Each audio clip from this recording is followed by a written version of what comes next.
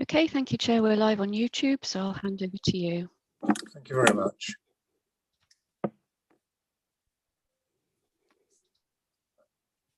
Good morning and welcome to East Devon District Council's extraordinary consultative meeting on the 17th of March 2022. I am your chair, Councillor Tom Wright. I would also like to welcome anyone watching the meeting via our live stream. Based on the decision at our council meeting on the 8th of December, I would like to remind both members and attending or watching that this council has delegated much of its decision-taking power to our senior officers until the 11th of May 2022 due to concerns relating to the virus to COVID risk. Consequently, this meeting is being held remotely and on a consultative basis only, but we will continue to adhere as closely as possible to the procedural rules detailed in our constitution. We will now start the meeting by doing a roll of committee members here present. When you have confirmed you are present, please mute your microphone again. Thank you. Sarah, would you please carry out the roll call? Thank you, Chair. Councillor Allen. No. Councillor Bonetta. No. Councillor Bruce. No. Councillor Chapman. Present. Thank you. Councillor Davey. Present. Thank you. Councillor Gardner. Councillor Kemp. Present, thank you. Thank you. Councillor McCollum. Present, thank you, sir. Thank you. Councillor Parr. Sarah, sorry. Councillor Parr. Present. Thanks. Present. Councillor Ranger. Present. Councillor Rylance. Present. Thank you. Councillor Whibley. Councillor Woodward. Present, thank you. Councillor Tom Wright. Chair, you're muted, I think. Yeah, thank you. And I'll welcome our new members to the next ordinary scrutiny meeting, but it's good to see you both here. Thank you. Agenda item 1, please. Sarah, apologies. Apologies from Councillor Hawkins. Thank you. Agenda item 2, declarations of interest. As we are meeting with South West Water today, may I suggest that the minutes note that all members have an equal interest as customers of South West Water. If any member has any other declaration to make, please state it if it is a personal or prejudicial interest, and state what exactly the interest in. Please indicate by raising your electronic hand now. I don't see any other hands raised, Chair. Thank you. Thank you. Right, agenda item 3. Firstly, I would like to welcome Alan Burrows, Director of Environmental Liaison and Culture for South West Water. Thank you for attending today, Alan. We very much hope that this meeting will be the start of an ongoing constructive dialogue between the Council and South West Water. The meeting has come about due to members' concerns, primarily about sewage contamination in East Devon's watercourses and along our coastline. All members were asked for questions prior to the meeting. Questions were sent in advance to South West Water, and we hope that Alan's presentation will provide as many answers as possible. Following the presentation, there will be an opportunity to ask further questions, time permitting, as Alan is available until 11:30. Agenda item 4, presentation by South West Water. Alan, over to you. Thank you. Thank you very much, Chair. Can you hear me? Yeah. Yes. I'm seeing now. Thank you. I'm going to share my screen if that's okay, and hopefully I'll share the right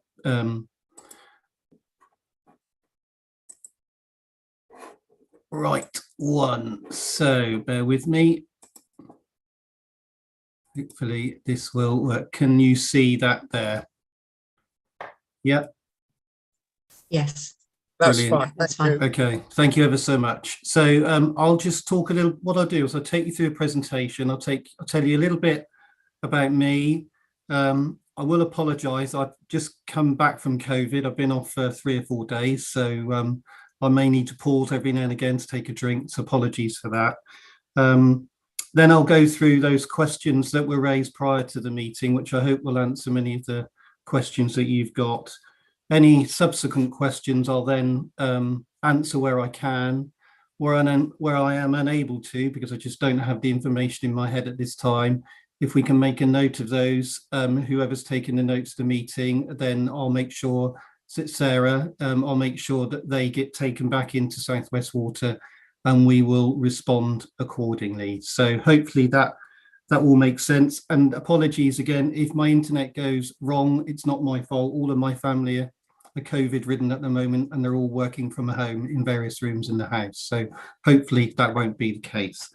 So I'll just say a little bit about me and my role. So my name's Alan Burrows. I joined South West Water in February 2021. Previous to that, I was actually at the Environment Agency for 30 years.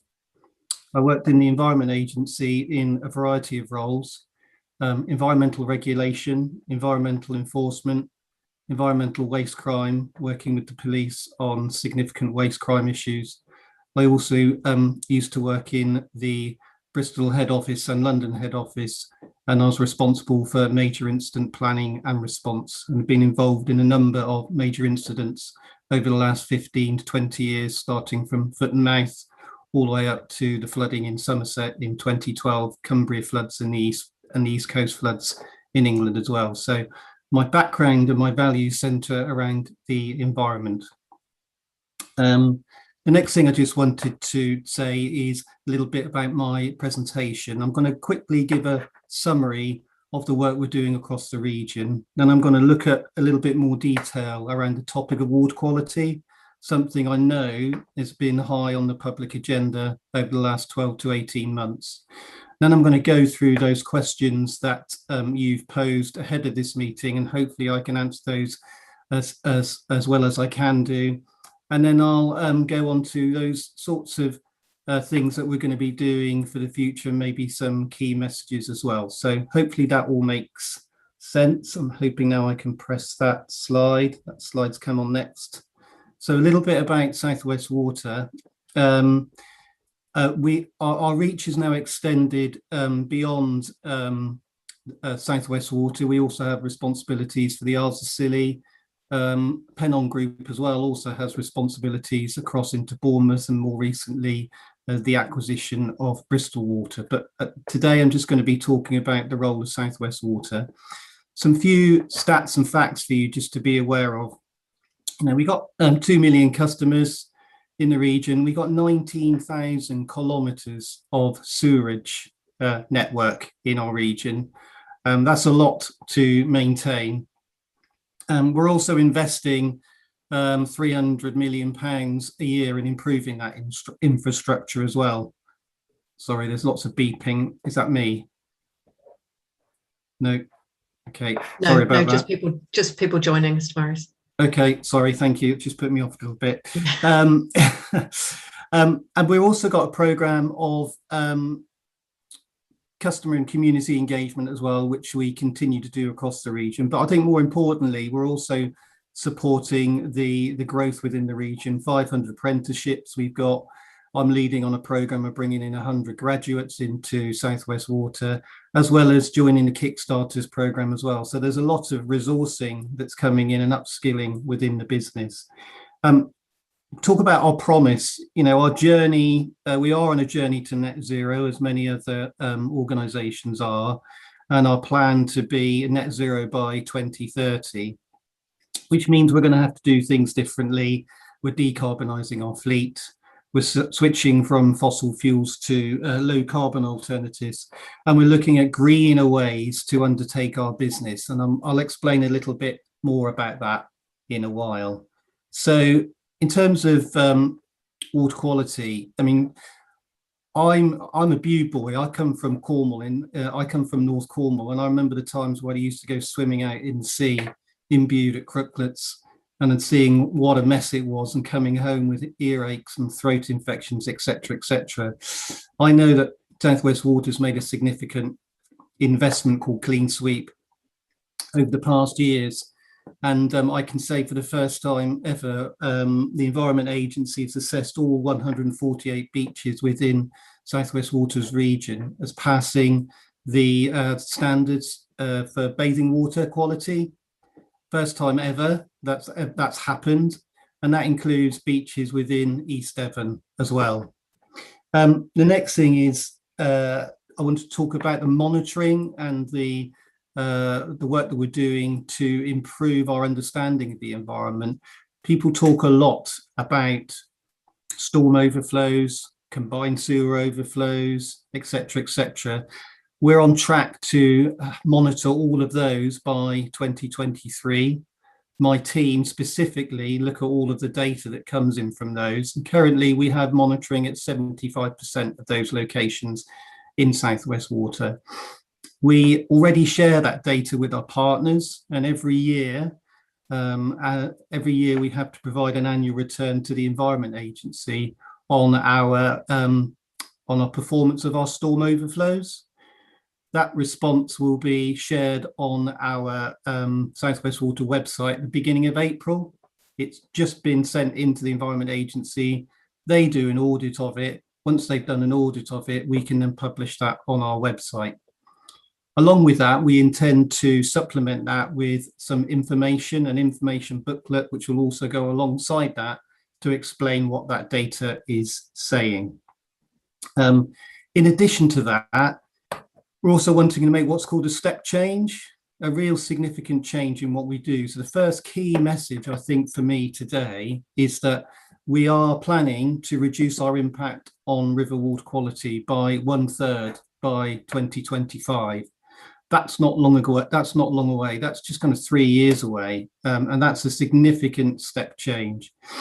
We've got pilots that we are undertaking in the Dart and Tavy, looking at how we can monitor water quality in real time under the requirements of the Environment Act, which has just come in, and how we can work with farmers and partners across the region to develop nature-based solutions and apply those within the Dart and Tavy catchment, as well as other places that we're applying them across the South West Water area.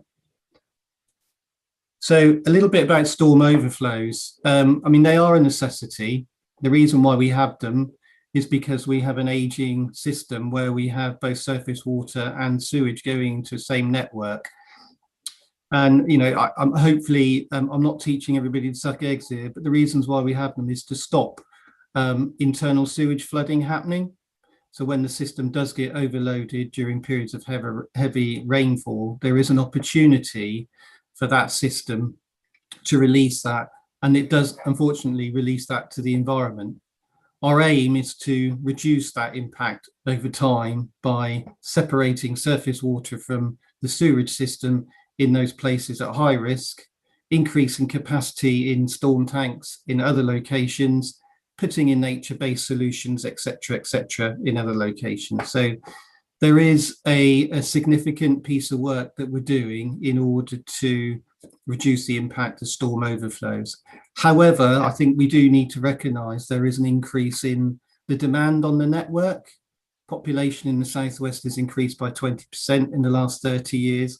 And we've seen during COVID the amount of tourists that the Southwest has received over the last couple of years. And that's likely to remain for a period of time until travel restrictions have completely been reduced. That said, there are a number of things that do impact the way that those structures operate. And we talk about wet wipes a lot, and wet wipes can create blockages, and they do actually contribute to around about 4,500 blockages annually within South West Water. And we remove around about 450 tonnes of them, which is equivalent to around about 30 double-decker buses. Now, for me, that's about how we can work with the customers, our customers, to educate them a little bit more about what they do and how that may impact the environment. And I'll talk to you a little bit later about some of those things that we're doing in Xmas with the Environment Agency, with a company called Hello Lamppost. So there were a couple of questions that came up prior to this call. And one of them was around what percentage of instances of sewage releases are reported by South West Water? All instances of sewage releases are reported by South West Water. We're required to report any release from any unplanned release from a sewage treatment works, a pumping station, anywhere on our network that may cause a pollution incident. And the Environment Agency monitor that. If we don't report it, it is highly likely that it will be reported by somebody else to the Environment Agency. So it is within our own interests within South West Water to make sure that we report what we're finding and that we put right those problems as soon as we can. And there's a requirement from us, from the Environment Agency, to ensure that we report at least 80% of those incidents into the Environment Agency, and 90% of those incidents that may come from sewage treatment works and or pumping stations. And the Environment Agency monitor that, and they monitor that on a daily, weekly, monthly, quarterly and annually basis. And they report on that performance back to ourselves, and they report on that performance via their Chief Executive, James Bevan, up to DEFRA as well. So there's quite a lot of scrutiny on how we report incidents. One of the other questions was around how swimmers at Xmas Beach are notified in real time. We do have a system called Beach Live. Beach Live is a system that describes when a CSO has operated, and we issue a warning through our Beach Live system to ensure people are aware of a potential pollution incident. And when I say potential, what it means is there's not a guarantee that there will be a pollution incident. It is a risk-based approach. And what we say is something has happened. There is a potential for something to occur at this particular beach. In addition to that, the Environment Agency also issue pollution risk forecasts. They do that by looking at the weather the day before, what's called the antecedent or ground conditions the day before, and they will also issue a pollution risk forecast, which is an advance warning of a potential risk of pollution. And that's because of everything that may occur and everything that may be collected upstream of that bathing beach. So it's not just company assets, South West Water assets, but it's anything that may come off from urban runoff, may come off from agricultural runoff, etc., etc. And that system is administered by the Environment Agency. One of the other questions that was raised was around the map of the sewage discharge onto Xmas Beach. And oh, I've missed a slide. Bear with me a moment. Page up. Here we go. I slipped a slide too far forward. So one of the questions was the related to the permit for discharge refers to a distance of 370 metres from the beach. On the Environment Agency's bathing beach profile website, you will see a map. This is his map here at the bottom of the page. The distance relates to the distance from the mean high watermark from where the bathing water quality samples are taken by the Environment Agency to where our storm overflow discharge occurs off. I think it's called Mare Rocks here. Okay, so that is the distance which relates to that permit. Hopefully that makes sense, but I'll come back. If it doesn't make sense, we can cover that a little bit later. The other thing that was asked is around the maintenance of the sewerage system in and around the Mare Beach. We have a scheduled system where we maintain the sewer network. That's done on a risk-based approach. Where we do have instances where we have heavy rainfall and we have instances of manholes popping open, we will be either notified by members of the public or the Environment Agency, or we will find those out ourselves. And what we will do is we'll go down and rectify that problem. And we will make sure that those manholes are put back and any sewage related debris is removed. It's unfortunate again that due to the nature of the weather, this sometimes can happen. It's not very nice, I appreciate that, but we do get penalised by Ofwat because every time there's a sewage related issue to land, we have to notify that, and Ofwat will penalise us accordingly when that has happened. Going on to my, I'll have another 5 minutes if that's okay, Chair, and then we can take questions. Thank you, Alan. Okay. One of the other questions that was raised was around, there seems to be a lot of movement of vehicles in and around the Xmas Mare Lane sewage treatment works. Yes, that is absolutely true. And the reason for that is because currently our ability to manage and treat sludge at a couple of our other sites, namely Countess Weir and Kilmington, has been compromised at the moment. So we are currently using the Xmas site to undertake some of that activity. When we resolve the issues at Kilmington and Countess Weir, we will find that those vehicle movements will reduce significantly. They won't reduce to zero because there will still be a requirement for us to go to that site to do maintenance requirements, etc., etc. What I can tell you is the results from last year in terms of the compliance at Exmouth and all of the sewage treatment works within the East Devon area. It's been 100% bar Honiton, where we failed our permit condition for phosphorus.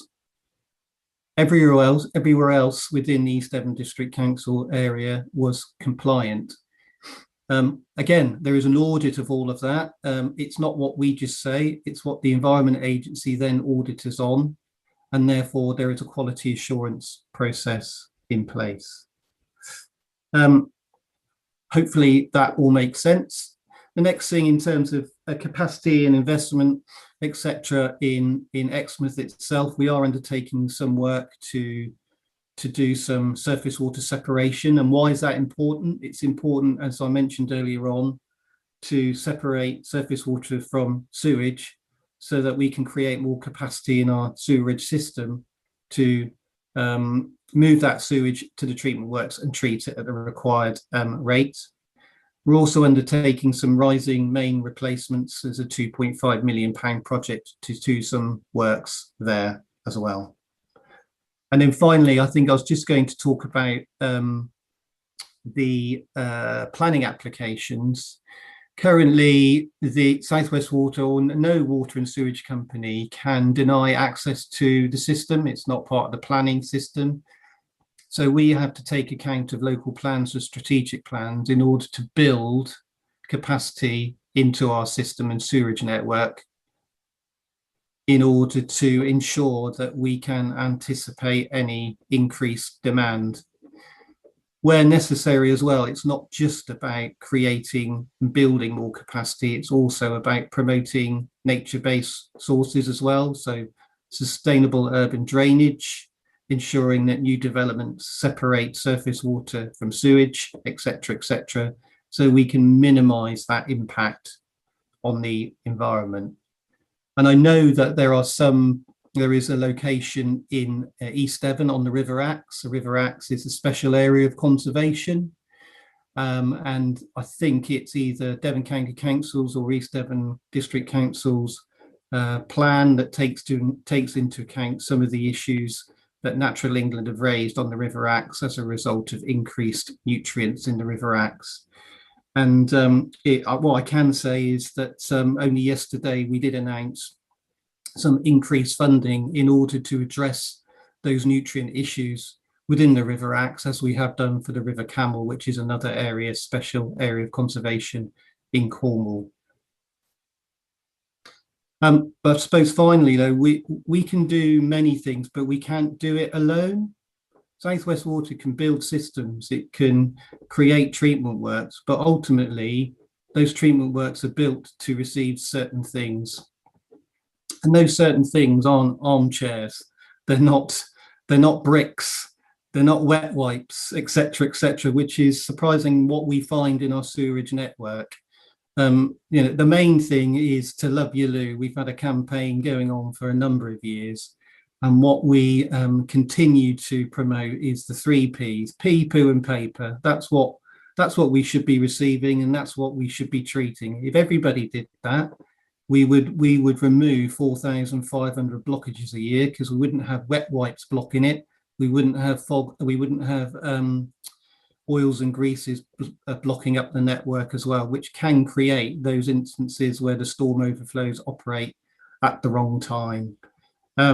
We're also working very closely with the farming community, looking at upstream thinking as part of our work, which is how do we restore land above some of our catchments in order to protect the water quality going down. And we've been very successful in many areas in Devon and Cornwall, particularly in Dartmoor and Exmoor, protecting the uplands.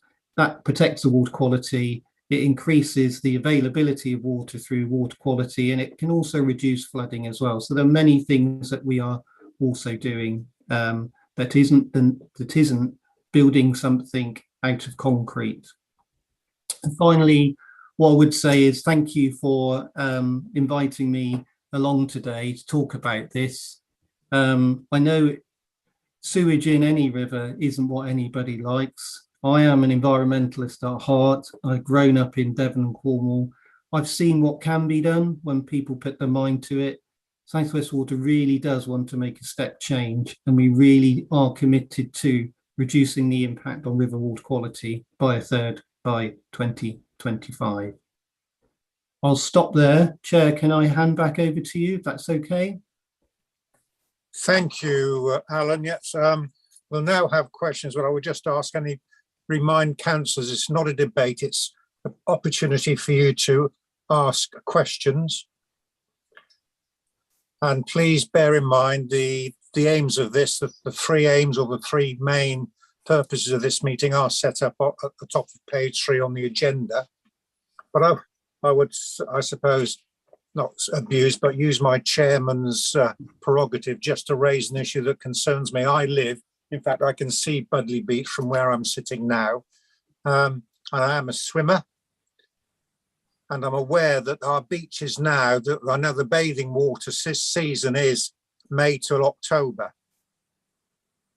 Most people come into, or a lot of people come into Budley don't recognise that. And I would just hope going forward for something for you to take back, Alan, is extending the period over which bathing water is monitored, so that those people who use bathing waters throughout the year can also feel safer. Anyway, having said that, I'll now hand back to Sarah to take questions. Thank you, Sarah.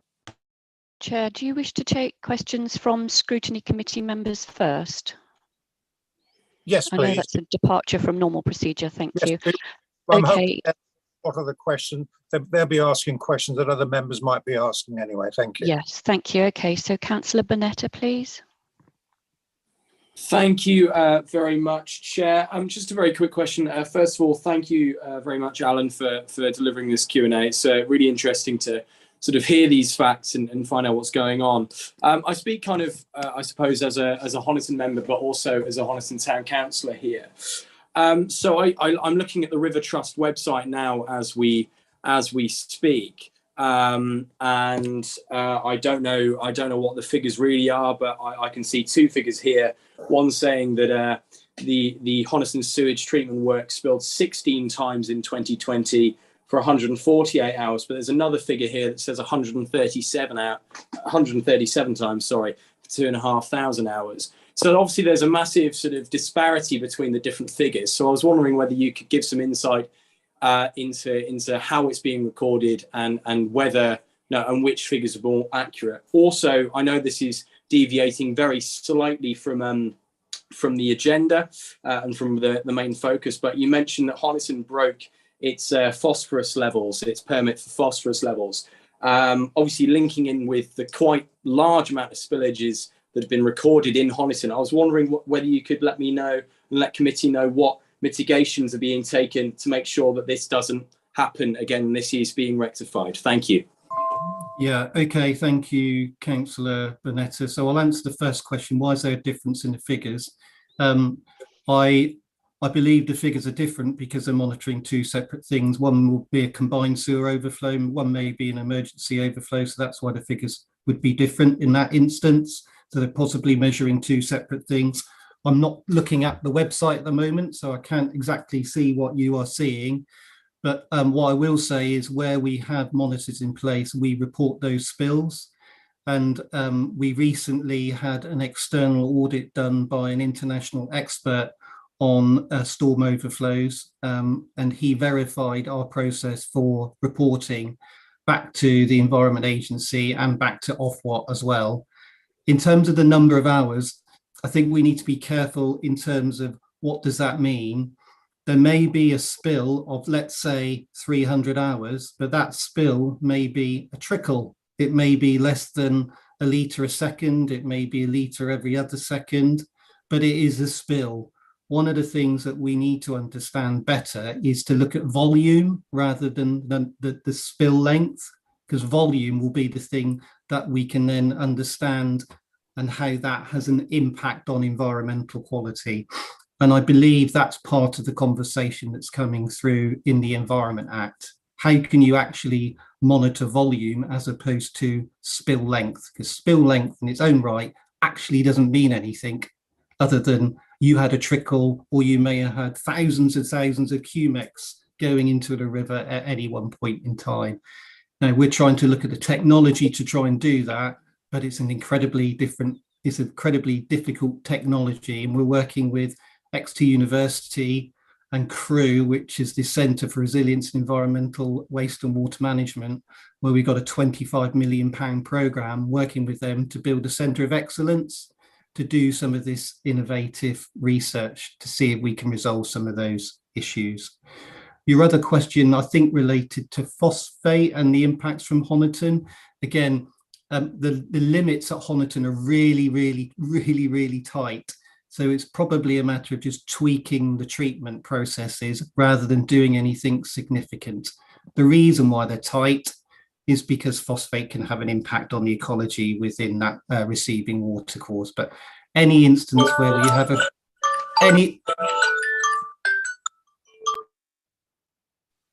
any instance where we have a failure, we are required to do a root cause analysis. And where the Environment Agency asks, we share that with the Environment Agency as well, so they can quality assure that process. Thank you, Alan. Sarah, who's next, please? Thank you, Chair. Councillor Rylance. Thank you, Chair.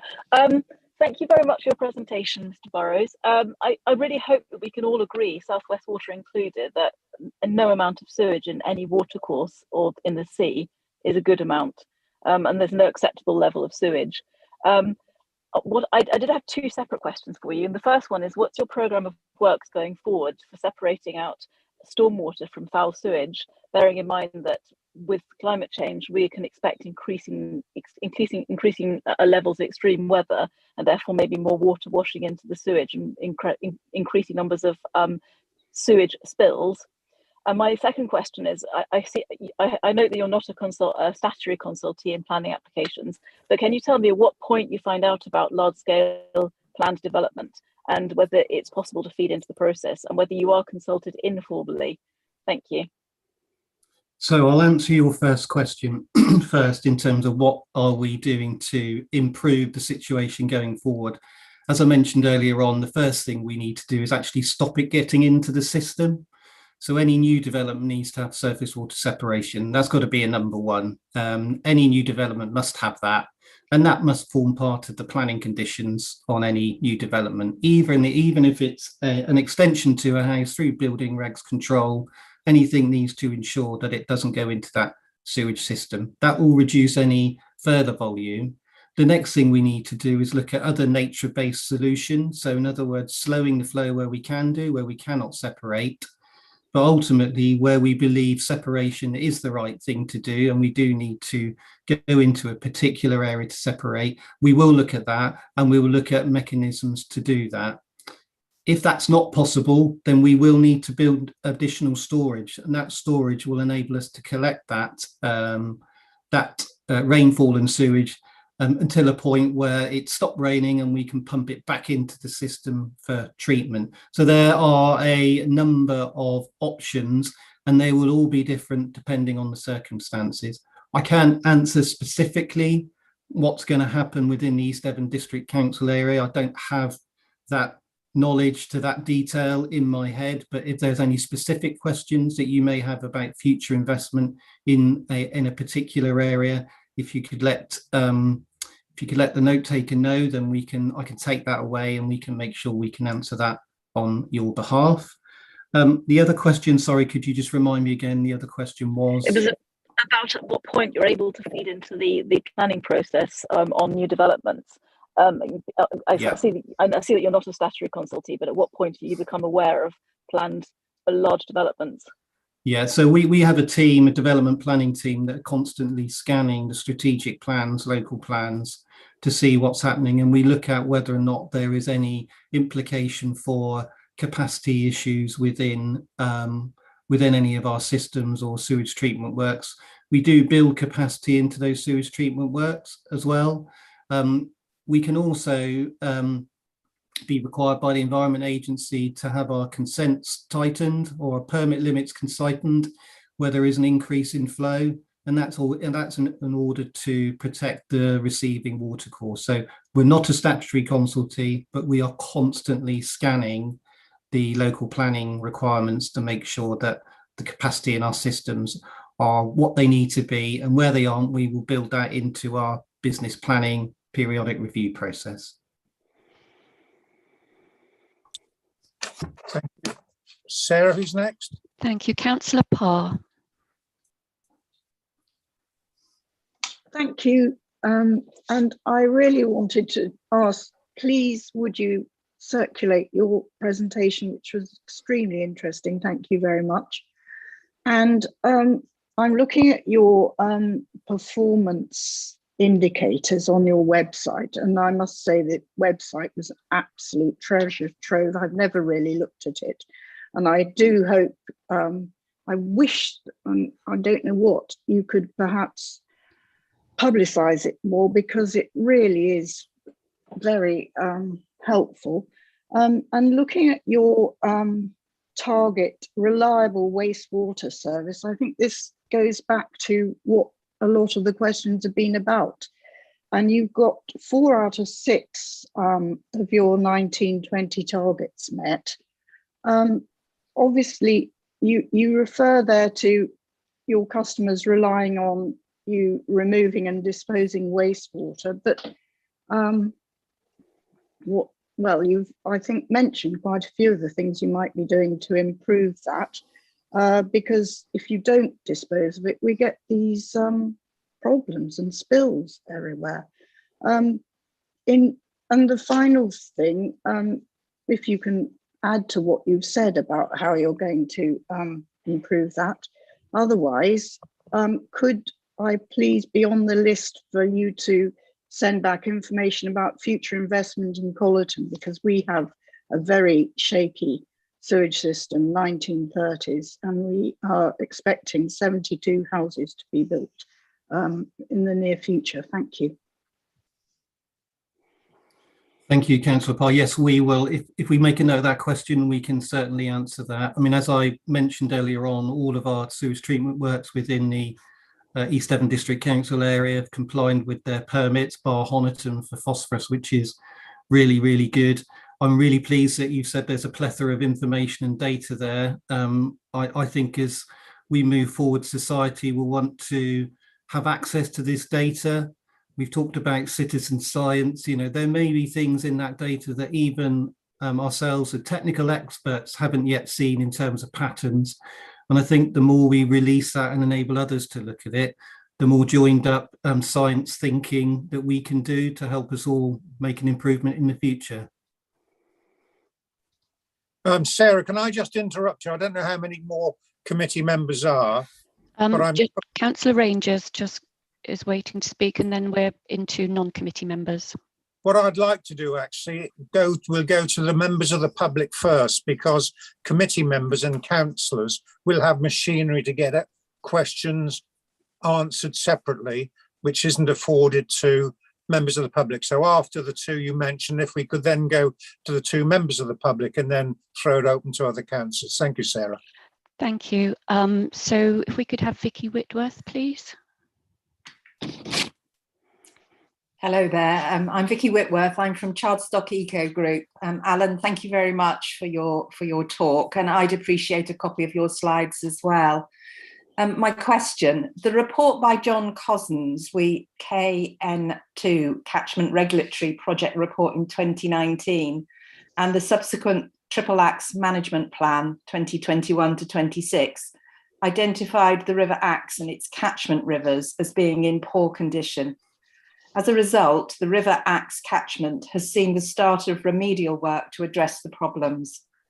The Chardstock Eco Group on the Kit Brook and other groups across the Axe catchment have been playing our part by monitoring river water quality as part of West Country Rivers Trust Citizen Science Programme.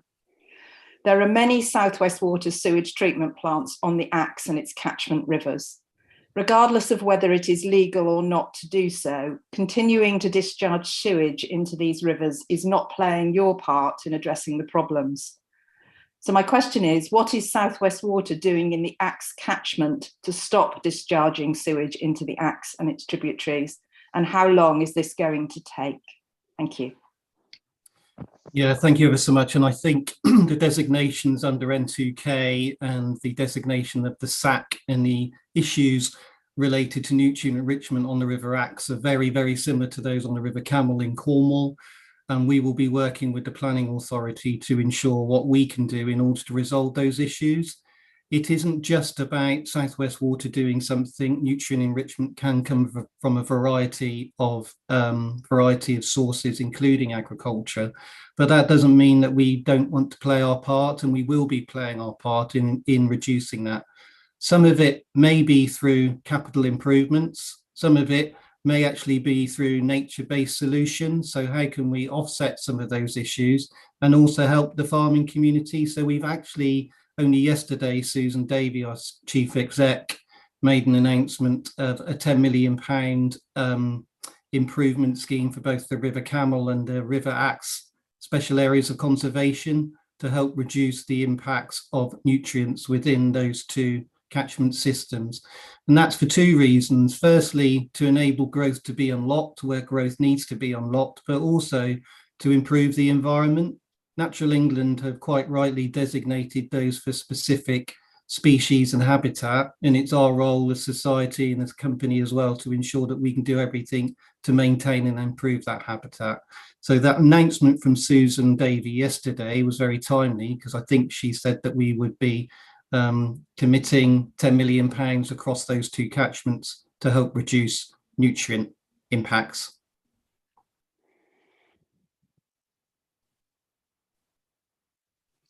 Thank you. That's very clear. Who's next, Sarah, please?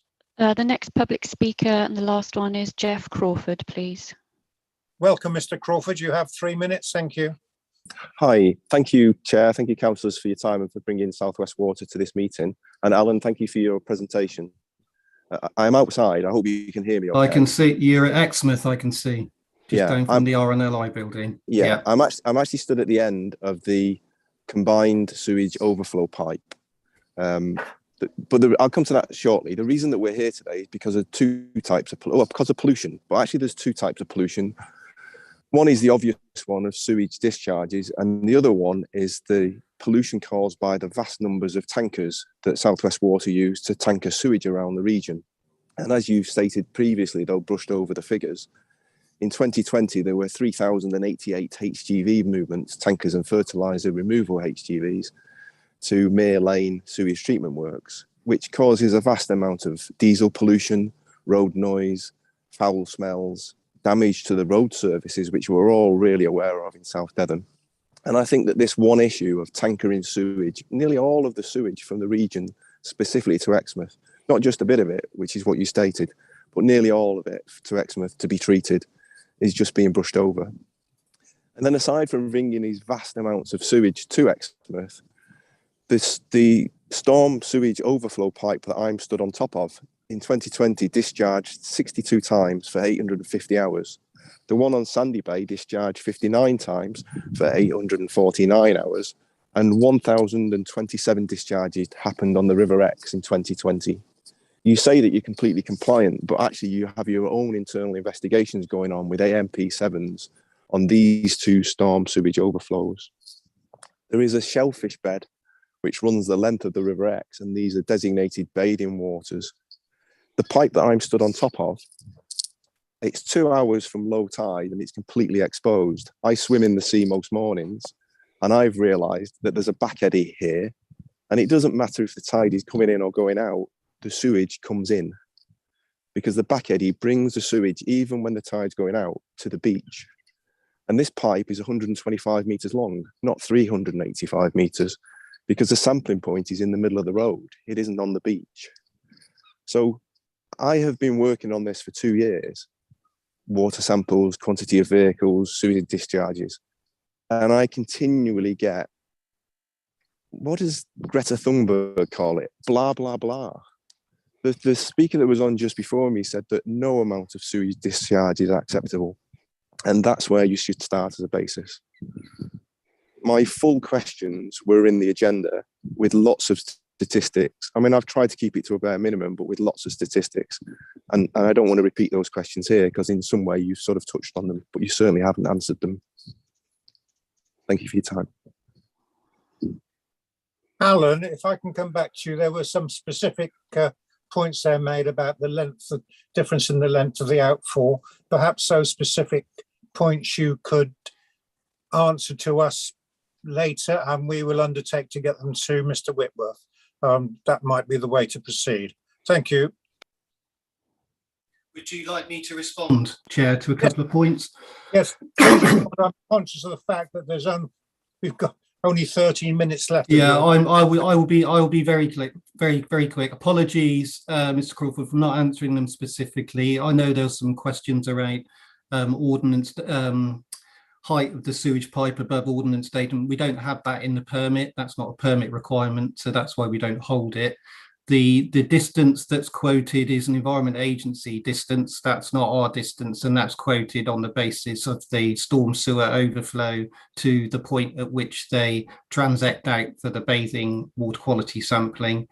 Xmas Beach, according to the Environment Agency, has achieved good or excellent under the bathing water quality standards.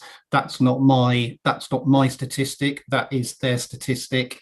Yes, I agree with you that any sewage release to the environment isn't a good thing, but it is technically challenging, and it isn't something that we can do alone. And I refer back to the comments I made just now about the 3 Ps, pee, poo, and paper. We did all that, and we may end up resolving a large proportion of the issues that we are seeing. And finally, the vehicle movements. I do appreciate what you're saying about the vehicle movements. We're currently going through a sludge strategy within South West Water. One of those requirements will be for us to comply with the Industrial Emissions Directive, which is a legacy directive from the European Union, which will require us to treat sludge in a certain way.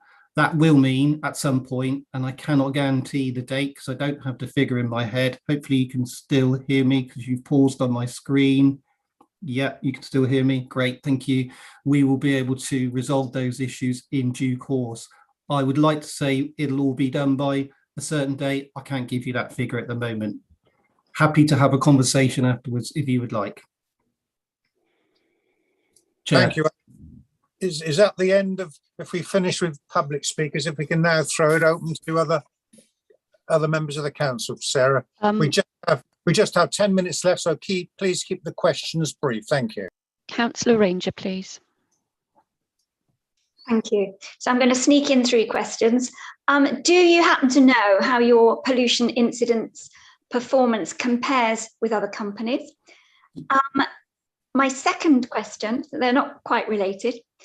You mentioned 2 rivers that I think you were going to bring up to a standard where the bathing, it was sort of safe, then known to be safe open water safety rivers that are approved for swimming. Is that because they are more rural and you've got more control? Is it a pilot? Is it something that you're planning to extend out? That's my second question. And my third sneaking in, I'm a little bit concerned where privatisation, sometimes on developments near rivers, the SUD scheme adopted is not considered of a standard adoptable by South West Water. And so then it goes into the hands of private companies. I don't know if that's something that you can touch on or not. I don't mean to get into planning. No, I can answer those questions very, very quickly. Yes, we do know how we compare to other water companies in terms of pollutions. The Environment Agency issue an environmental performance assessment every year. I am waiting with bated breath today to get the final results from the EA on our pollution incident numbers for 2021. And then in June of this year, they will be published and the comparison will be made. If you go on to gov.uk and type in environmental performance assessment, you can see previous years. The Dart and Tavy catchments, it is a pilot. It's to understand what we need to do in terms of community and stakeholder engagement in order to understand whether or not there is a possibility for bathing waters standards to be met within those catchments, but it's not South West Water that promotes that. It would have to be promoted through others. And we use citizen science and the West Country Rivers Trust to help along with that as well. And the third question around privatisation, the Environment Agency's hierarchy for sewage treatment is it must connect to an existing water and sewage company network first before, and that would be the response to any planning applications before any secondary, it's called a NAV, and I can't remember what NAV stands for, when a private company comes in and manages that sewage treatment works on its own. So there is a hierarchy that it goes through. Hopefully I've been as brief as I can be given the time. Chair. Thank you very much. Is that all right for you, Val?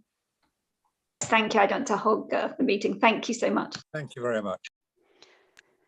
Sarah, next. Thank you, Chair. Councillor Jess Bailey. Thank you very much. I've got lots of questions, but there's not much time, so I shall restrict my question to, in 2021, I did an FOI for 2021 discharges into the River Otter, and there were sewage discharges for a total of 8,457 hours and 883 separate spills. My question is, what are you going to do to improve the infrastructure into the River Otter and its catchments to significantly reduce those sewage discharges? Thank you. Thank you, Councillor Bailey, and I remember your environmental information request that came in because I think I wrote it and responded back to you at the time, so I'm aware of that. There is a programme where we look at high frequency, high spillers across our networks, as do all other water and sewage companies. And what we do is we look at the reasons why those happen. In some instances, it's because we have infiltration into the network. And what happens is we're actually getting natural water into that system, which means in a number of circumstances, that spill may be dilute sewage. So what we need to do is stop that infiltration from happening. And therefore the system can cope with what it's the sewage itself. That's one reason. I can't comment specifically on where that may be in the River Otter, but we do have a programme in place to look at those high frequency spillers. And I believe when we publish our data on our website in 2nd or 3rd of April of this year, there will be a summary of some of those actions that you'll be able to have a look at. Along with that, there'll be a report explaining what we're doing for our sewer monitoring across our network. Thank you, Alan. Sarah? Councillor Peter Faithful, please. Brief, please, Peter. Yeah, I'll keep it quick.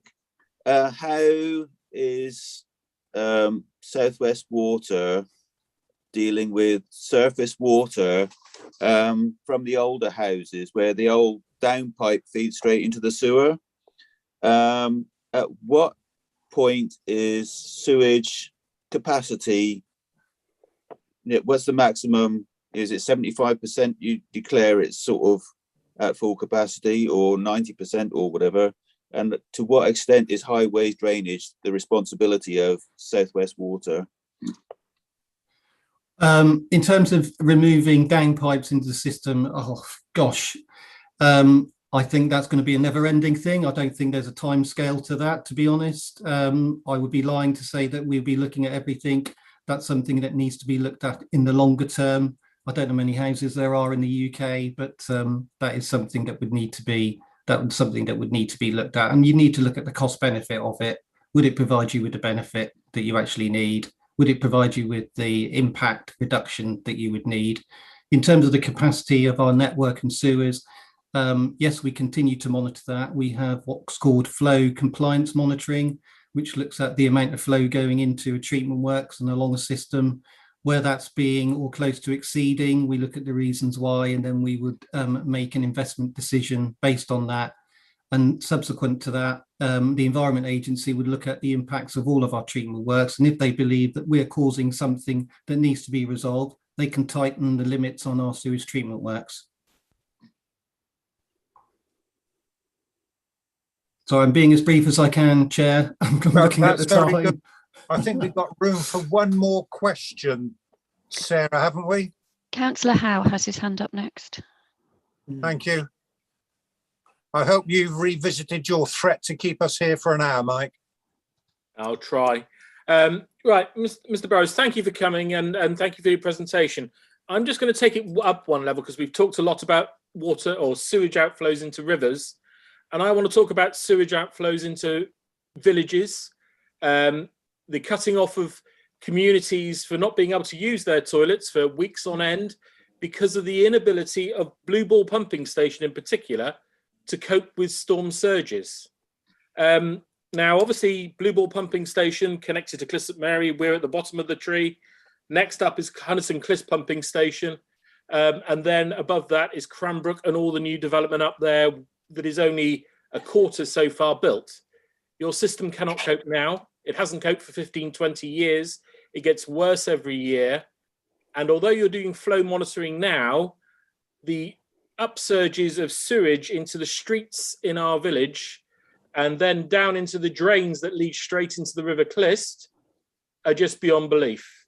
Now, I have some faith. I met one of your other directors, the director of your infrastructure there a few months back, and he, I believe, is also new into the business and is pulling the teeth at trying to get things working. But I just wonder where you sit on protecting the current people who are affected by development upstream. Because at present, we have approached South West Water, East Devon has, on its new local plan, and you guys are not really meeting us, as I understand, to talk over the problems. But you have problems with your current infrastructure, let alone the future infrastructure. Where do you stand, please? Thanks, Lahau. I think you're referring to sewage incidents in Cliss St Mary. Yes, that's right, behind the Environment Agency's flood defence down by the Blue Ball pub. Is that correct? That's one of the areas, yeah. That's one of the areas, yeah. So I know that we are working frantically in the background under something called drainage and wastewater management plans. We're doing a lot of modelling activity in order to work out actually what is the right thing to do to stop this happening. I'm going to be brutally honest with you and say it's not going to happen, and it's not going to be resolved today or tomorrow or next month. It's a very complex matter. If I said that, I'll be lying, and I'm not a lying person. I'm an honest person. So some of these things do take time to resolve. I know that we've also met, and I know that Susan, our chief exec, has also had a number of conversations with Simon Jupp MP, and I know that we're keeping the local residents informed about what we're doing. We're doing everything we can. It is incredibly complex. I would like to say we'll have it resolved, but we will do what we can to minimise the impact until we get a solution in place. Could you just clarify who you've been talking to in South West Water, the director, and I can speak to them as well? I'm trying to think who your operations director is, but I'd have to go look through my emails. One last thing, can we take it from you that you will speak to our chief planners about the future development of the West End that will all go into this area that is already inundated in that capacity? We are always in constant dialogue with the planners. So I will make sure that our development planning team are in that conversation. I know they are because I speak to them on a weekly and monthly basis. If you don't feel that's happening, pick up the phone, give me a call. You've got my email address. Thank you very much. Well, that now is exactly 11:30. So Mr. Alan's time with us has come to an end. Excuse me, Chair. I've tabled a question and I haven't been able to put the question, and it's on the agenda. Yeah, we were limited. I thought there was an answer about Wimpole that Ed Freeman replied to you, Richard. Yeah, but it didn't answer my question, and he assumed things that weren't right. But anyway, in any case, if he's got to go, he's got to go. I apologise. Chair, perhaps we could ask South West Water to stay a little longer because there's still 5 people with their hands up. I apologise. I have to go to a prosecution conversation. That's why I've got to go at 11:30. A legal conversation. So I really apologise. I'm short for time. I'm happy to have separate conversations if it helps, Chair. But I suspect you probably want them in this group. I'm happy to come back again and have another conversation. Thank you. What I would ask is that those questions that they come back through Sarah, and we will formulate them and get them to you, and then we can make sure that those questions are addressed properly and answered effectively. So thank you very much for your time, Alan. Thank you for the hour. I knew it would never satisfy everybody, but you have set the scene a little bit more, so we are a little bit more aware of the issues that face us all. Thank you very much indeed. The meeting's not going to close now, but your participation in it will. Thank you very much. Thank you very much, Chair. Take care, everybody. Keep safe. Bye-bye. Thank you. Thank you. Right. This committee can't answer questions. What we can do is ensure that those questions are addressed more formally to South West Water. The one thing I would like to tell the council is that since I became a councillor, in fact, before I became a district councillor, I was very much aware of water pollution down the Otter onto the beach. And in fact, we hosted, I think I was a town mayor then, we hosted an event with South West Water, the Environment Agency, and our environmental health people on the beach with all the information telling our residents how they are contributing to the problem and how they can help ease the problem. And that was a great success.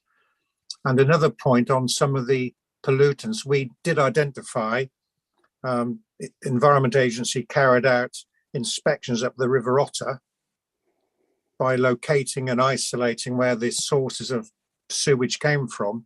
They identified quite a number of misconnections. Very often people putting extensions where the extension included a new bathroom or toilet. The builder dug down, found a brown pipe, and brown pipe is used for sewage or surface water, and just connected to a brown pipe, which in fact was supposed to have been just a surface water. So that there are problems, not of our making, but also South West Water is very much a profit-making organisation, and I think this committee should continue to do all we can to make sure they meet their obligations. But anyway, is anybody there wish to put a point which we can't answer, but which we can ensure an answer comes to? If Sarah can make a note of those, we can tabulate those and ensure they don't go off the radar. Chair, Councillor Ragg has her hand up first. I'll leave you to call councillors now, Sarah. Okay, thank you. Councillor Ragg. You're on mute, Councillor Ragg.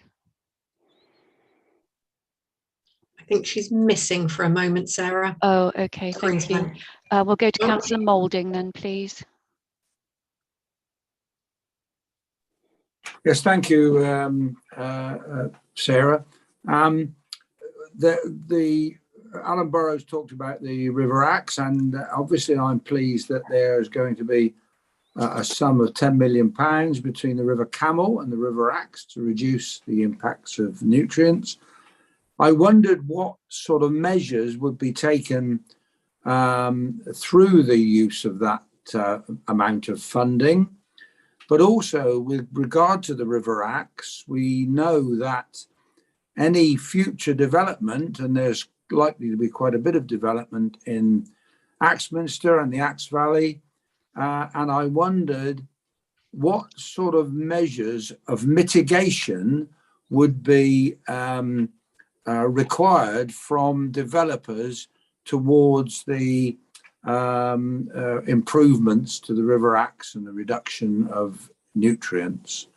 So I really wanted to know what spending was going to be and what it was going to be used for to improve the River Axe. Thank you. Thank you, Alan. That was very, sorry. Thank you. Andrew, very precise. I think that's a question we can formulate to ask for specifics about the project he merely outlined. I think that's a fair point we can put to him. Thank you. Okay. Thank you. Chair, I'm sorry I disappeared when you called me. I was called away.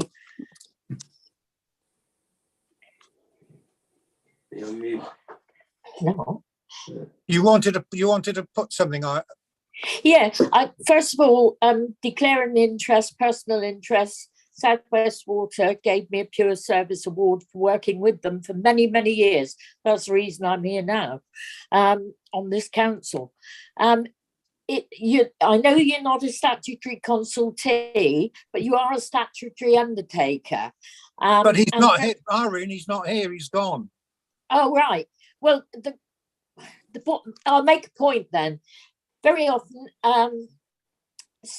Southwest Water, when they're invited to comment about development, particularly major ones I'm concerned with, say they don't wish to comment. And now Devon County, the local lead flood risk authority. What I wanted to know was, how is the town sewage system going to cope in the future? We've had major developments. We've got about 300 more homes going up at Goodmore's Farm. We've had another 350 at Plum Park. And it's been said in the past, and some of you may remember the late Ken Turner, he said that the sewage treatment works that we had at Mayor Lane were not the Rolls Royce that the town would have been expected to have. So it's something I wanted to flag up, because there have been a lot of concerns over sewerage overflow being discharged into the Exe. I know the tidal defence scheme has helped alleviate some of those concerns now. But really, it's the development. And I speak as chair of planning, as you know. We're very concerned. Exmouth has been flooded in the past. It was badly flooded in 1960 with boats being rowed through the town. And there are real concerns, major concerns about how the current sewage system will cope. Thanks, Chair. Those are points which have been raised by other councillors, and the Environment Agency's stance seemed to be, we give planning permission, it's up to them to provide sufficient resources to deal with it and invest in it, and that's not a very satisfactory situation. Well, then their shareholders should be providing that. They were privatised. Yep, that's right. Who's next, Sarah, please? Councillor Bailey, please. Thank you very much. I think obviously I'm not on the Scrutiny Committee, but what I would like to see is some really strong recommendations going back to Southwest Water developed by the council via the Scrutiny Committee. And what's become apparent to me is just how important it is. I mean, we've got loads of hands up, loads of questions, and I think whilst it's useful to have a 1 hour meeting, I think it is a shame that we didn't have longer. And I would certainly want there to be some kind of ongoing dialogue with Southwest Water. And Chair, you mentioned at the outset you hope that it would be the start of an ongoing dialogue. And what I'd like to see is some form of stakeholder group going forward with representatives from this council and other potentially other stakeholders. We've heard some some very well informed members of the community today, because I think that is a really, really important issue. And much as we can respond, we can have responses to our individual questions, it's part of a wider picture. And I think there has been a great deal of criticism about the amount of investment by South West Water in its infrastructure, its dividends to its shareholders, its environmental performance, which is 2020 the lowest of any of the water companies. And I think that we have a responsibility to keep the pressure on South West Water to see those improvements being delivered. And so I would hope that one of the recommendations going back to South West Water would be that they participate on an ongoing basis with us, because there's too many questions to be addressed in a single meeting. And one of the questions that I would have asked if I'd had the opportunity was there was reference to the water impact on water being reduced by a third. Now that's not clear to me. What does that actually mean? Does that mean how is that going to be delivered? How's it implemented? Thank you. I'll just come in here. So I totally agree with you. This was an opportunity to get South Water engaged, however unsatisfactory that engagement was because of the time limits. But Sarah and I have been exchanging emails about the future agendas for scrutiny. And it might very well be that in the basis of what we've learned today, Scrutiny Committee going forward can actually come up with recommendations to how we can better keep South West Water's hand on the stove, so to speak. So there's lots of issues raised. He's painted the general picture. I'm a bit disappointed, bearing in mind he was addressing an East Devon District Council meeting. He had not boned up on the specifics of the East Devon area. He was referring to however much the Dart and Tavy might be of interest to Devon, to parts of Cornwall and South Devon. They're not necessarily of interest to East Devon. So I think there is scope for this committee to keep chewing at the bone. And I think that's something we can put on the future agenda where, your input will be welcome, as will the input of those others with the specific points we can raise. Now, I've been a bit long-winded there, unusual for me. Now, will that to some extent satisfy people who want to put other questions, because this is an extraordinary meeting, so the protocols and constitution is slightly different. But at a normal Scrutiny Committee meeting, we can discuss this and make recommendations going forward to Cabinet and Council, which would include planning, because I think planners just granting planning permission without any idea of how the infrastructure is. We require highways to build roads. We require developers to pay for roads. There should be some contribution, I think, to other infrastructures such as schools. All these other sources of infrastructure are part of the planning process. It seems to be getting rid of our poo isn't one of them, and that perhaps should be. Now, I don't want to shut everybody down, but would the general feeling of the meeting be that we keep this high on our agenda and look into it in more detail, having had this taster of a response? Can anybody else give an indication on how they feel about that? Thank you. Mr. Chairman, it's the Vice Chair here, Val Ranger. I just wondered if a recommendation that we could make would be that South West Water are invited back with a focus next time on planning a more joined up approach. And then second to that, another meeting focusing on beach water. And I'd second that. And thirdly, an update on rivers, so that we have a rolling and very focused programme. I'd also, it's not a recommendation, it's a point. So I think somehow we need to collate our questions better in advance, because I was waiting to see, I was in that state of waiting to see what questions came in before I asked my questions. And we sort of ended up, it was a little bit haphazard. So I wonder if there would be some place on our system where we could be uploading our questions in advance, so that we don't talk over each other, we don't replicate, we don't keep repeating the same thing, or leave out a question because we assume somebody else is going to ask it. Thank you. We tried that, Val, and we did get some questions in advance, but didn't work though. So that's why I'm thinking we need a different system. Yeah. a better process. I like to second Val's recommendations, if I may. I particularly want to talk about planning and strategic planning and involvement at a very early stage of the process, because I was astounded to hear Councillor Ragg say that actually they are consulted, not as statutory consultees, but choose often not to respond, which seems extraordinary given how much planning we're doing at the moment. Because we can't possibly go ahead with an inadequate sewage system. You know, giving half our water rate to a company that then takes the money and then chucks the sewage into the rivers is not adequate. That's not an adequate response to our planning problems. We need to have them involved at a very early stage, and I think we need to develop a relationship with them that's ongoing, so that they feel that they must respond to any planning application, but specifically to the larger ones, which is what is causing a lot of the pressures at the moment. And also through the strategic planning, I wanted to know whether we have any policies on what happens to water that runs off roadways and hard surfaces, and what happens to the water that goes into those drains. Well, you know, it just goes into the surface water, and I know in some areas that causes severe pollution on beaches. At some areas, the surface water goes straight onto the beach. I thought Val's recommendation was very carefully crafted, and it's something we could support, perhaps with a bit more refinement later on, but it is a start.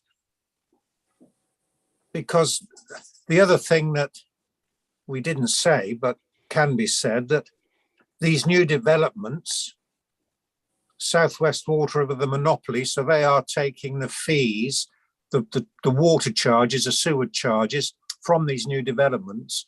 So as that will be improving their future financial state, they should come up front with the infrastructure to deal with it. That's how my mind is working. Sarah, have we got any legal representation here to see how we can form the recommendation? Yes, Chair. I'm here, Chair. I'm here, Chair. I think Councillor Ranger's recommendation is perfectly fine as it is. So I think what's being suggested is, and I think Mr. Burrows put that on the table. And of course, let's remember this. The rest of this meeting is, of course, being recorded and live streamed, so it's open to South West Water to see it. I think Councillor Ranger's recommendation was very clear and capable of going to the vote. And perhaps you'd then like a future agenda item. I'm not sure what the next agenda looks like. Sarah will have a better idea. It's empty at the moment. Okay, so perhaps put this back on the agenda so that members can have the opportunity. I think Councillor Parr picked up that the website's very good. There's a lot of information out there. Perhaps in light of the discussion we've had and the presentation, bring this back onto another agenda and formulate a way forward, and perhaps, as Councillor Ranger says, a way of identifying how we're going to ask questions. What do we want to achieve? And I know that varies because obviously it's a big district and a lot of issues, but perhaps onto the agenda to have a look at that point, if that suits, Chair. Yeah, and as our concern is very much one of health, I think we should include our environmental health officers in a future agenda item, because they do. I know from my experience in the past that they take great interest in water, certainly bathing water quality. So you've heard Councillor Ranger's recommendation. Can we have a vote on it, please? There's no. Sorry, should I ask if there's any counter? There's no counter recommendation at the moment, is there? No, we'll vote on that then. Thank you. So green ticks, members, we've still got some hands lurking around. So green ticks for yes, red crosses for no. Wave frantically if you're abstaining. Thank you. That's 7 green ticks then in favour. Thank you for that.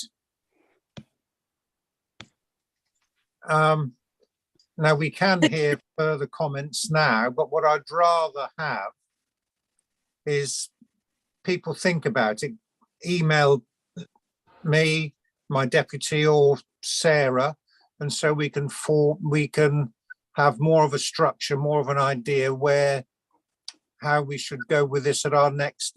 We could get it on our next scrutiny meeting, couldn't we, Sarah? We're in time to get it on the agenda. It's 7th of April, isn't it? Yes, it is, Chair. Chair, I think, sorry to interrupt. I think Councillor Armstrong is trying to speak. Yes. Thank you. Thank you, Chair. It's just a quick one. I would quite have liked, and I think this is what we were going to do before Councillor Ranger's proposal. We were going to go through the questions, the hands that were already raised, make a note of them and pass that information on to South West Water, because it's obviously people are concerned. I was one of them. There's a question I want to ask. And I would find that really useful. All of the hands seem to have disappeared now, but I think there were 4 or 5 of us who still wanted to say something. So would it be possible to just quickly do that now and then pass that information on rather than wait till another meeting, which could be several weeks hence? Well, saying something is different to asking a question. Well, mine was a question. You didn't submit the question when you were asked to a couple of weeks ago. No, I didn't, because I've only thought about it. I thought somebody else would be asking it in the discussion, but no. I think that actually confirms a point that Councillor Ranger made. If you submit the question to me or to Sarah, who can pass them to me and Val, we can then formulate the questions to be discussed at our next scrutiny committee, which is only the 7th of April. So it's not weeks away, it's just a couple of weeks away. Okay, that's fine. Right. Thank you, yeah, thanks. Am I legitimate in expressing that, Anita? I don't want to, there's no point in asking questions if the person we want to answer the questions isn't here. Sorry, muted. That's fine, Chair. It's just whether you wanted to collect. I think Sarah had collated some questions from the end of the meeting. Whether we want to collate them all, and that's what I would. We can put them to South West Water, and the responses can come back for discussion at the next meeting. I think there's only a couple of hands by the looks of it. Yes, because we wanted to ask the questions of South West Water. They're not here now. So we can be a bit tighter with what we're asking, a bit specific, and we can decide that at the next meeting. Sorry, Val. I'm sorry to interrupt you. My point was, I think that we couldn't get to see the full set of questions till last night or till yesterday. And so if we could, somehow have I don't know, sort of communal space, is there somewhere on our system where we can be just uploading questions, then we can separate them into this is planning, this is beaches, this is rivers. And on an ongoing basis, rather than send them to you and you know the question and I know the question, Sarah knows the question, but nobody else knows the question. That's a sort of a sharing. Is there got a sharing platform somewhere? Have we got that on our system? No, not really, unfortunately. But if with more time, sorry to interrupt you, but with more time, there would, if we'd had questions in better time, there would have been more time for people to look at them. Do you want Sarah to collate the questions now, Chair, or people to send them to them separately, or how would you like to deal with it? We can collate what we've got, but having raised the issue there, I was aware we had 20 odd participants, many of whom might not have submitted questions, but this meeting this morning might have stimulated questions. Right. To answer the points raised by Val, if we put a deadline on when the questions come in, so we will be able to tidy them up before the agenda goes out. I don't think that's much to ask of people if it's such a burning issue for them to address themselves, get the questions in good time, so that we can arrange at the meeting on the 7th of April is really targeted and addressing the issues that are raised. Sorry?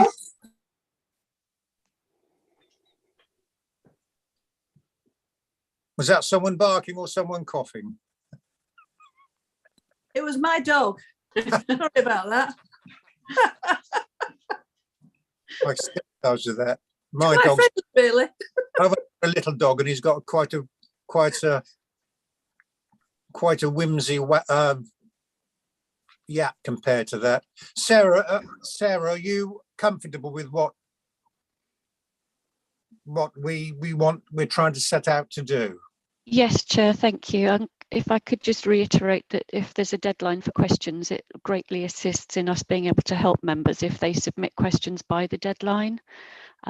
We did try that last time, and the part of the reason why questions were only published last night on the website was that public question registration for public speakers only ends 24 hours before the meeting, but I was also still receiving questions from members at that point. So it would just assist us to help you if members could submit questions by the deadline, please. No criticism to you, Sarah. No, I know. It is difficult. Chair, Councillor Howe has his hand up. I think that's the last remaining hand. Right, you go, Mike. Thank you. It was just absolutely superb on the way you're going to go forward and everything else, but it was just to pick up Councillor Lawrence's point, because he wrote in with the question and then got it answered by the wrong person.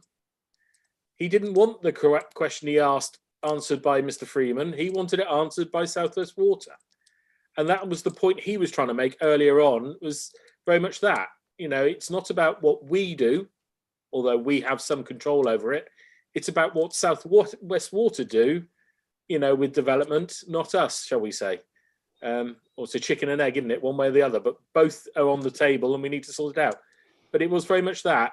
The question went to the wrong person and he was quite annoyed by it, which is why he left quite suddenly.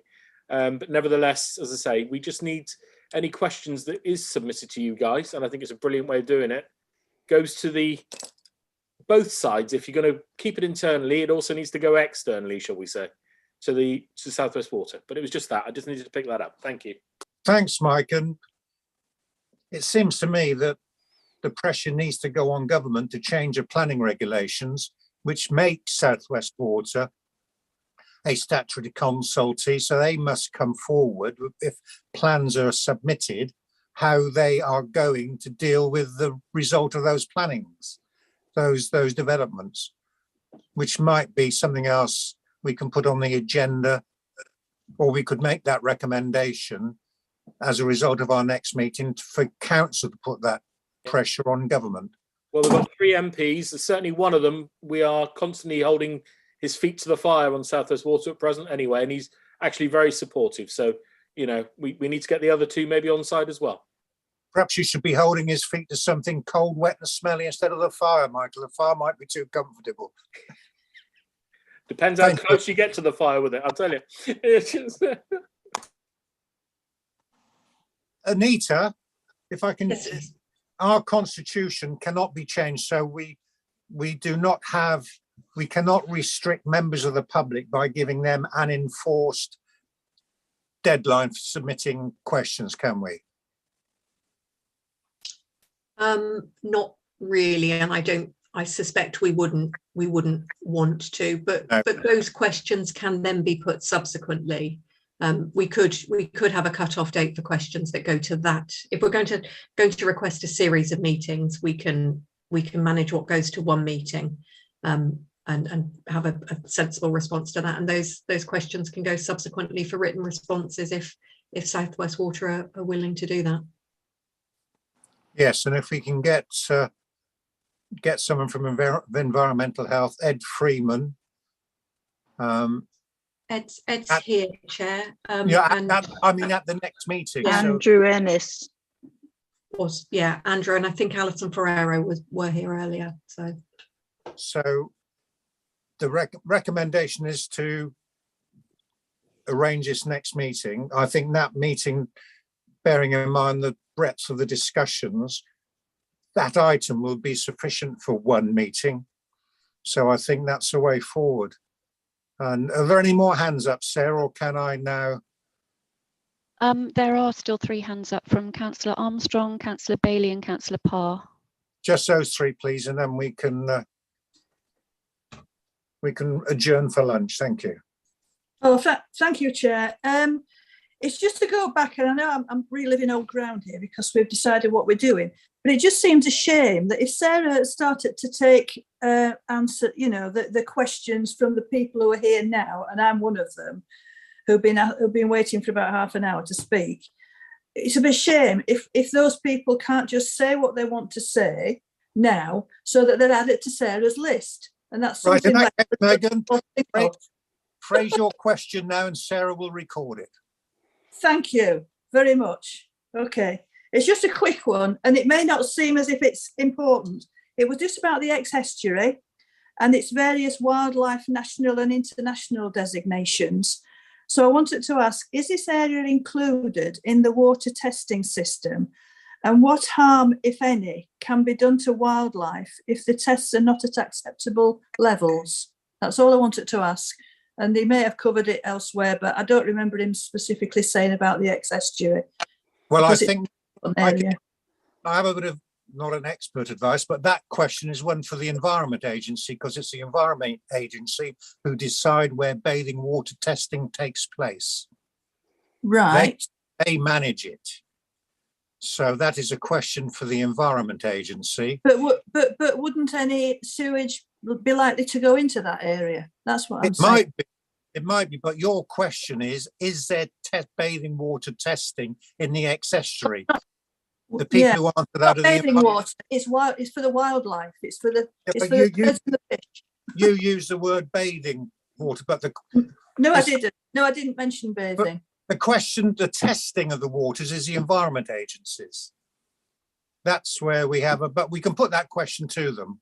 I'd like it. Yeah, in case some sewage going in there. Yeah. Right. Thanks very much. Thank you. Who's next, Sarah? Councillor Bailey. Jess. Only a very quick question. So, just to be clear, so on the 7th of April, is South West Water and Planning, is that what will be on the agenda? And will all our questions will they be attending? Well, I've asked Andrew Ennis to see not just health as well, because the health issues of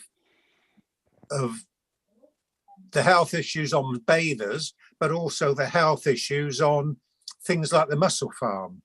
The whole point of keeping the water out, the sewage out of the sea is one of health. So it should include environmental health, planning, because planning might have a part to play upstream, but downstream, there is, it's very much something that environmental health monitors. Does that? So it'll be, South West Water will be invited to come back to that meeting, and at that meeting we'll have asked all our additional questions. They'll answer them in the meeting, and they'll be discussing bathing water. We can certainly ask them. They might not have, but we can still formulate what we want. Chair, I'd understood that perhaps our next meeting was to formulate the way that members wanted to take this forward, rather than inviting South West Water, so that Councillor Ranger's suggestion of identifying topics to get South West Water back perhaps in a series of meetings. So I'd understood that the next meeting will be our scrutiny meeting with this on the agenda, to enable members to formulate a way forward, pick the topics, and then we'll try and get a series of meetings arranged with South West Water. I think I can see Councillor Ranger nodding. I think that was the anticipated approach. That's how I saw it. And what we could do, of course, we could notify South West Water, Alan, that we're having this meeting, and he might want to watch it on YouTube. I'm sure he will. And there was one other you said, Sarah. Yes, Councillor Parr. Helen. Thank you. Only to say, I'm looking at the website, which I mentioned earlier. It really is full of huge amount of information if you go on the developers pages. So if we're going to talk about planning and South West Water, I think it's incredibly important that we read all that stuff first. And I'll also tell members on the question of bathing water, the Environment Agency's Beachwise website is also something very much looking at, because some of the questions that were asked, actually the answers are available if people bother to look for them. Any other speakers, Sarah? No, no other hands up, Chair. Well, thank you. Are you clear on what the recommendations are and how we can talk about the formulation of the next meeting? And what is the date that you need the questions by so they can go on the agenda? And to give us time to collate them to some extent. Yes, perhaps I could email everybody after the meeting and when we've had time to think about that and work that through. Well, thank you. And I'd like to thank Councillor Bailey, Jess in particular, for raising this subject a couple of months ago. I also expressed disappointment that we only had the hour, but that's not to say we can't have more hours in the future. So thank you all attending. Thank you, Sarah. Thank you, Anita. And we can now